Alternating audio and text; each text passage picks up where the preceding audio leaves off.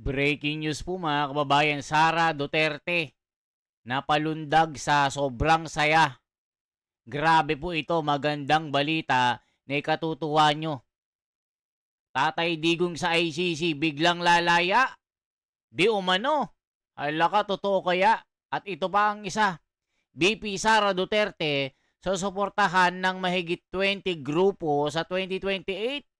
Grabe ito. Naiyak si Raffy Tulfo, si Madam Leni at si Larissa Hontiveros, naiyak ng husto. At si BBM, nako po, nag-iiyak na. Ito po mga kababayan, panoorin nyo po. Kahit mahigit 2 taon pa bago ang susunod na halalan, nagsimula na ang pagpapakita ng suporta ng ilang grupo para sa posibleng kandidatura ni Sara Duterte, VP Sara Duterte sa 2028 elections.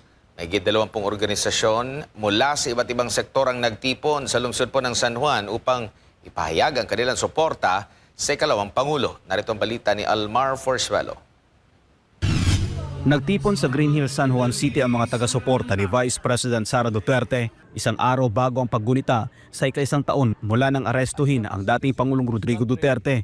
Tinawag ang pagtitipon bilang National People's Forum na dinaluhan ng mga lider mula sa iba't ibang organisasyon at sektor kabilang ang simbahan, Muslim community, riders groups, youth groups at iba pang civil society organizations. Sa naturang pagtitipon, inilunsad din ng ilang grupo ang panawagang pagbabago sa kasalukuyang pamahalaan. Paglulunsad din po ito ng isa sa pinakamalawak na pagtitipon ng mga leaders ng mahigit 20 organisasyon na ang layunin ay ipanawagan at tuloy-tuloy na ipanindigan ang Marcos, resign ka na, alis ka na, ayaw na ng sambayan ng Pilipino sa iyo. Ayon naman kay dating Kongresista Jing Paras, Pangulo ng Kampilan ng Mamamayang Pilipino, layunin ng forum na ilunsad ang kilusang susuporta sa kandidatura ni Vice President Sara Duterte sa 2028. Ngayon, makikita nyo itong Tatay Digong for Inday Sara 2028 movement. We're looking at this as a political campaign movement. Kasi nag-announce na ng ating Vice President that she will be running for the presidency. Natural, maski matagal pa yon, ang puso natin ay para sa kanya, hinihikayat natin ang bawat isa na mag-umpisa na tayo to lay the ground for the Vice President to become President. Ayon naman sa tagapagsalita ng Partido Demokratiko Pilipino Lakas ng Bayan na si Atty. Ferdinand Topacio, nararamdaman umano ng publiko ang galit at pagkadismaya sa kasalukuyang administrasyon dahil sa umano'y kawalan ng respeto sa batas. Ang unang-una po nating suliranin ay lawlessness. Hindi po ginagalang ang batas. Bakit ko nasabi yan? Unang-una, yang doktrinang Bendalo ay parang na-institutionalize na. Tignan nyo na lamang ang nangyayari. Yung kay Tatay Digong, kita nyo naman, yun ang pangunahing ehemplo ng Bendalo. Kinundi na rin ng ilang lider ng organisasyon ang umano'y lumalalang korupsyon sa bansa. Nandito kami sumuporta sa launching ng Tatay Digong for Inday Sara Movement 2028. Kasi nga nakikita natin grabe ng korupsyon sa ating bansa. So kami para masigurado ang panalo ni Inday Sara, lalaban kami hanggang 2028, no? Para mapalitan yung pamahalaan natin. Yung bangag na administrasyon na walang silbi, kundi pangurakot lang ng ating pera ng kaban ng gobyerno. May ilan ding nagsabing dapat umanong imbestigahan ang mga ulat ng katiwalian na lumulutang sa pamahalaan. Yun ang problema, no? Marami nang naglatangan, may mga ex-marines na mga sundalo na nagbulgar sa mali-malitang pera doon sa mga politicians, mga congressmen at sino-sino pa yung nandyan sa poder. Pero walang nangyari. So sana dapat pansinin ito Kasi ito ang kinakailangan ng mga tao na dapat imbestigahin. Kung sino ang may sala, dapat ikulong.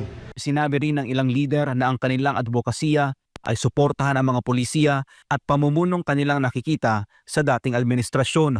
Regarding with our advocacy principle on this connection, ang amin lang pinaglaban nito is itong grabing issue na ngayon dito sa ating Pilipinas nating mahal. Itong korupsyon, mga issues regarding, especially in particular, itong mga ongoing increases of the current prices of our basic commodities. Grabe na, sobra na. So what we did are trying right now is we are going to extend our 100% support for Inday Sara. Ayon naman sa ilang religious leaders, naniniwala silang maipagpapatuloy ang mga programang sinimula ng dating administrasyon kung mananalo si Duterte sa susunod na halalan. Nako po mga kababayan, magandang balita ito. Pati mga simbahang katoliko, talagang suportado si Inday Sara. Duterte pa rin kami sa Bawan, Batangas. Ayaw namin ng tangalista dito, sabi ni Mario Elada. Mabuhay ang ating bansang minamahal, sabi ni Allen Alain. Nawa ipagkaloob ng ating Panginoong Diyos ang tunay na may malasakit na namumuno para ang bayan ay maginhawa. Naway patuloy na ingatan at balutin ng katwiran at hustisya ang ating Panginoong Diyos, ang ating mahal na VP Sara Duterte. Magkaisa tayo tungo sa isang pagbabago ng pag-asa at ng may kabuluhan. VP Sara para pag-asa ng bayan. Nako po, grabe talagang suporta ng taong bayan. Maraming salamat sa ating lahat. Nagmamahal sa katotohanan at hindi sa bendalo. Tayo at huwag magpaloko. Sabi ni Lynn Laro. Belinda Vasquez, ginugulungan ni Salot ang ating bansa. Kunwari lang ang mga iyan para impeach, ayaw ko no. Matuloy mga Pinoy, isipin nyo, maka-China walang pagbabago dahil China DDS at talagang ayaw antayin nila ang 2028. Ngayong mga nasa gobyerno, bilisan nyo dahil niloloko na lang tayo, ayaw natin. Ayan mga kababayan ko. Ayan mga kababayan ko, grabe ang suporta ng simbahang katoliko dito. At 20 grupo para kay Sara sa 2028. Sure ball na panalo ito. At si Tatay Digong makakauwi na talaga. Yan po ang maugong na balita. Dahil nga po ang Korte Suprema ay kikilos na at bibigyang pansin ng habeas corpus ang pamilya Duterte ng mga magkakapatid para iuwi si Tatay Digong sa Pilipinas. Nako po, may nanginginig na dito. O suportahan po ang Duterte administration, most especially that Vice President Sara Duterte na tatakbo bilang isang presidente sa year 2028, na nakikita po natin ang legasya ng ating Tatay Digong, na siya po ang magbibigay ng kabaguhan sa ating bansa at naranasan na po natin yon. So kaya po ang masasabi ko lang, while still there's time, we need to work for our country, our beloved country, to support this movement. Samantala, sinabi ng isang organizer na patuloy nilang palalakasin ang kanilang mga grupo sa iba't ibang rehiyon bilang paghahanda sa 2028 elections. Meron po tayong bawat departamento ng gobyerno na upang kontrolin. Pero nakokontrol ba ni BBM? Hindi niya po nakokontrol kasi hindi niya po alam. Kaya po ang kampiyan ng mamamayang Pilipino, tayo po, ipinaparating po natin na dapat po tayo magsama-sama dahil meron pa po tayong panahon at araw na darating po ito dahil kami po ay patuloy na nanalangin sa Panginoong Diyos na ibibigay niya po ang karapat-dapat sa bansang Pilipinas. Nagpahayag din ng suporta ang ilang leader mula sa Muslim community para kay Vice President Sara Duterte. BP, kahit saan ka makarating, kasama mo kami. Hanggang ngayon, kasama niya kami. Hindi namin siya iwanan. Nagpasalamat naman si Vice President Sara Duterte sa mga organisasyon at volunteer groups na patuloy na nagpapakita ng suporta sa kanyang advokasya. My deepest gratitude goes to the leaders, members, and volunteers of parallel support groups for your tireless commitment to our shared vision for the Philippines. Ayan mga kababayan ko, tila tuloy-tuloy na ang pag-angat ni Sara Duterte at talagang lilipad na ang agila ng Davao papuntang Malacanang.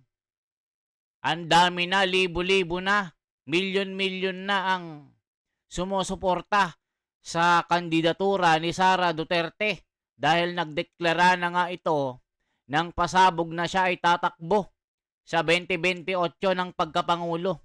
Kaya yung Malacanang nanginginig na, sila Trillanes nagiiyak na, hindi na alam ang gagawin. Dahil nga dito mga kababayan, talagang lalaya na si Tatay Digong dito. Nawa ay pakinggan po tayo ng ating Panginoong Diyos na makauwi si Sara Duterte. For transparency, for a better democracy. Ito po si The Wonders Philippines. Mabuhay po. Isang like, isang share po at isang subscribe. Salamat po at mag-comment po kayo kung taga saan po kayo mga kababayan. At magbabasa lang tayo ng ilang mga nanonood. Ito po. Random lang po ito. Sana po okay na talaga para yung mga salirin mapanagot. Si Marcelo Ramos. Ayan. Good evening, The Wonders from Cebu. Gaspar Beltran. Ayan mga kababayan, yan pa yung mga nagko-comment. Mag-comment din po kasi kayo para ma-shoutout ko kayo. Sabihin nyo, I'm from Hungary. I'm from Spain. I'm from New York. I'm from Iran, Middle East. I'm from UAE na stranded. Nasa tago-tago lang. Sabi ni BBM, tago-tago muna, libre, tawag. Ganon. Ha? Okay po, salamat na marami mga kababayan.